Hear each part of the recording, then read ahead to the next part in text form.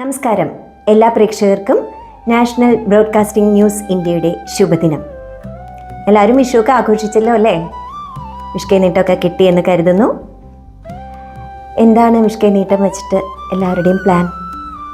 നിങ്ങൾക്ക് പക്ഷേ ഇപ്പോൾ ഇടയ്ക്കിടയ്ക്ക് പോക്കറ്റ് മണിയൊക്കെ കിട്ടുന്നതുകൊണ്ട് വേറെ ബുദ്ധിമുട്ടുകൾ ഉണ്ടാവില്ല. ഞങ്ങളുടെയൊക്കെ കുട്ടിക്കാലത്ത് ആകെ കിട്ടുന്ന ഒരു പൈസ വരുമാനം എന്ന് പറയുന്നത് വിഷുക്കൈ നീട്ടമാണ്. അപ്പോൾ ഒരാഴ്ച മുമ്പേ തന്നെ ഞങ്ങൾ പ്ലാൻ ചെയ്തു തുടങ്ങും. അച്ഛൻ്റെ കയ്യിൽ നിന്ന് ഇത്ര, മുത്തശ്ശൻ ഇത്ര, അമ്മാവൻ എത്ര തരും, ഏട്ടൻ്റെ ഇതെങ്ങാനും കിട്ടുമോ, ഇതെല്ലാം കൂടെ സ്വരുക്കൂട്ടിയിട്ട് വേണം ഞങ്ങൾക്ക്. അത് കഴിഞ്ഞ് തൊട്ട് ദിവസങ്ങളിൽ വരുന്ന ക്ഷേത്രോത്സവമുണ്ട് നമ്മുടെ നാട്ടിൽ. അവിടെ നിന്ന് എന്തെങ്കിലുമൊക്കെ വാങ്ങണം.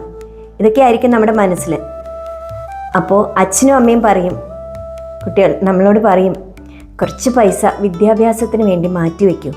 സ്കൂൾ തുറക്കുമ്പോൾ നിങ്ങൾക്ക് ഇഷ്ടമുള്ള കളർ പെൻസിലോ കളർ ബുക്കുകളോ എന്തെങ്കിലും വാങ്ങാനായിട്ട് മാറ്റിവെക്കുമെന്ന്. അന്ന് പക്ഷെ നമുക്കതൊന്നും അത്ര ഇഷ്ടമാവില്ല. എങ്കിലും പറഞ്ഞതല്ലേ എന്ന് കരുതി കുറച്ച് പൈസ അതിനായിട്ട് മാറ്റിവെക്കും. വളർന്നു വന്നപ്പോഴാണ് വിദ്യാഭ്യാസത്തിൻ്റെ വില നമുക്ക് മനസ്സിലായത്.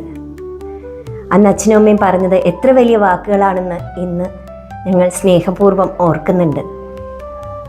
പഠനം ഒരിക്കലും മനസ്സിനെ തളർത്തുന്നില്ല. Leonardo da Vinci. ഇന്ന് ഏപ്രിൽ 15 ഡാവിഞ്ചിയുടെ ജന്മദിനം. വിശ്വപ്രസിദ്ധ ബഹുമുഖ പ്രതിഭകളിൽ പ്രധാനിയാണ് ലിയനാർഡോ ഡാവിഞ്ചി.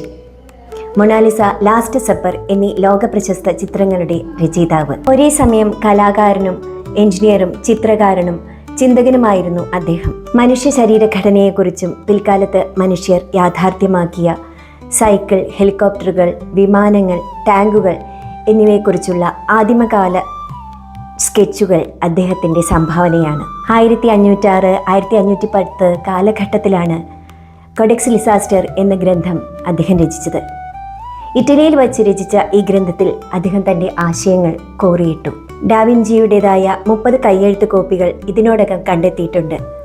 അതിൽ ഏറ്റവും മികച്ചതത്രേ ഈ ഗ്രന്ഥം. മിറർ റൈറ്റിംഗ് എന്ന ഡാവിഞ്ചിയൻ ശൈലിയിലാണ് ഈ ഗ്രന്ഥം രചിച്ചിരിക്കുന്നത്. ഇതിൽ കലയും ശാസ്ത്രവും സമന്വയിപ്പിക്കുന്ന നിമിഷങ്ങളും പ്രതിപാദിച്ചിരിക്കുന്നു. ഡാവിഞ്ചി രചിച്ച മൊണാലിസ എന്ന ചിത്രത്തിന് മോഡൽ ലിസ ജെറാർഡിൻ ആയിരുന്നുവെങ്കിലും തൻ്റെ തന്നെ ഒരു സ്ത്രീരൂപമാണ് അതിൽ വരച്ചിരിക്കുന്നത് എന്നും ജനങ്ങൾ പറയപ്പെടുന്നു. മൊണാലിസയുടെ വിഷാദം കലർന്ന ചിരി അദ്ദേഹത്തിൻ്റെ അമ്മയുടെ പുഞ്ചിരിയാണെന്നും ഒരു ഗൂഢവാദം നിലവിലുണ്ട്. ഡാവിഞ്ചിയുടെ എന്ന പോലെ തന്നെ നമ്മളുടെ എല്ലാവരുടെയും ഉള്ളിൽ അച്ഛനമ്മമാരുടെ പുഞ്ചിരി മായാതിരിക്കട്ടെ. ഖുർആൻ നൽകുന്ന സന്ദേശം ഒരാളുടെയെങ്കിലും ജീവൻ രക്ഷിക്കാനായാൽ അത് മനുഷ്യരുടെ മുഴുവൻ ജീവൻ രക്ഷിച്ചതിന് തുല്യമാകുന്നു.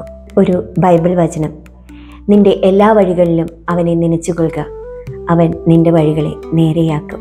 ഭഗവത്ഗീത നൽകുന്ന സാരോപദേശം: നിങ്ങൾ ചെയ്യേണ്ടതെല്ലാം ചെയ്യുക.